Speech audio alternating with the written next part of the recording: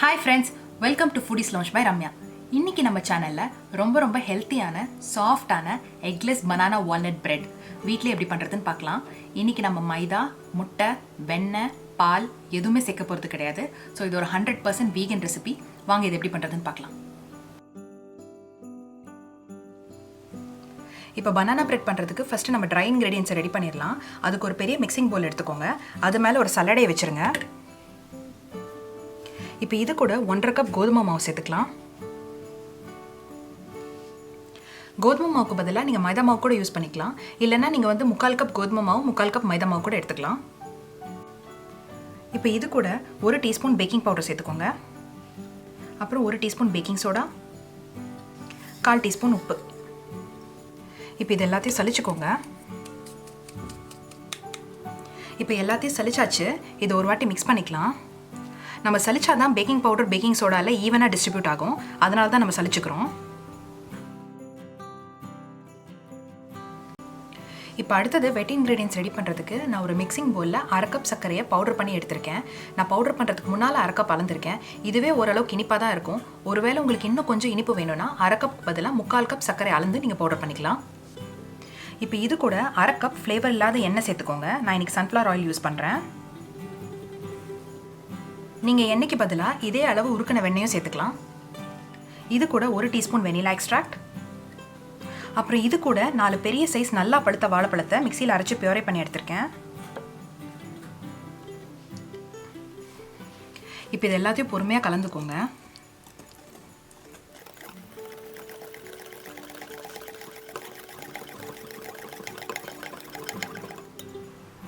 இப்போ இது கூட நம்ம வெட் இன்க்ரீடியன்ஸை கொஞ்சம் கொஞ்சமாக சேர்த்து கலந்து விட்டுட்டே இருக்கலாம்.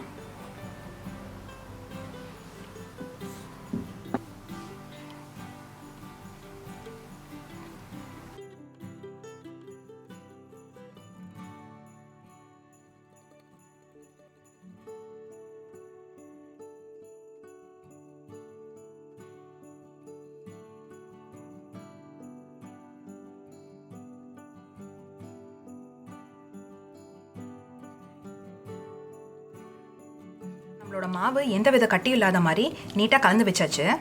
ரொம்ப திக்காக இருந்ததுன்னா கொஞ்சமாக தண்ணி சேர்த்துக்கோங்க. ரொம்ப கொஞ்சமாக போதும்.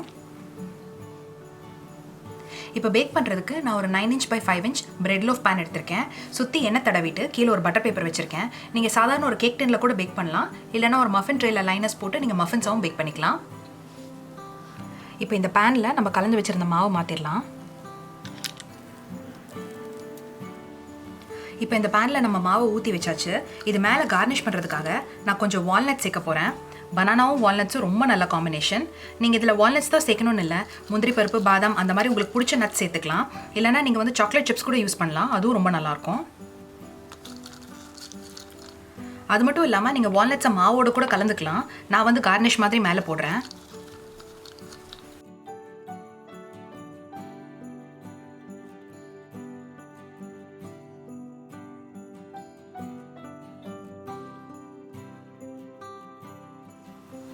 இப்போ இதை நம்ம பேக் பண்ணிடலாம்.